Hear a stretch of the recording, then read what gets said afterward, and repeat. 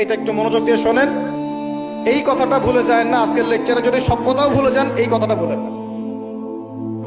আল্লাহ পাক তার নবীকে বলছেন, হে মুহাম্মদ বলেন সাল্লাল্লাহু আলাইহি ওয়াসাল্লাম, তোমার উম্মতের কোন ব্যক্তি যদি আকাশ জমিন, পুরো আকাশ জমিন সমান গোনা নিয়ে আমার সামনে দাঁড়ায় কিয়ামতের মাঠে, তোমার উম্মতের যে কোনো ব্যক্তি, নর নারী যুবক যুবতী যেই হোক না, সাদা কালো ধনী গরিব, হুএভার হি ইজ, তোমার উম্মতের যে কোনো ব্যক্তি আসমান জমিন সমান গোনা নিয়েও যদি আমার সামনে দাঁড়ায়, কিন্তু তার আমল নামার মধ্যে শিরিকের কোনো পাপ নাই। কোন পাপ নাই? শিরিক তো বুঝি ভাই, আল্লাহর সাথে অংশীদার সাব্যস্ত করা। কিতাব তাওহীদ বইটা পড়ে নিয়ে, তো এখানে সব দেয়া আছে। শিরকের পাপ নাই, আসমান জমিন সমান পাপ দিয়ে ভর্তি।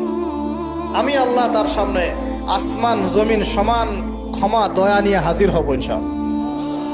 মানে আল্লাহ পাক তাকে মাফ করে দিবেন ইনশাআল্লাহ।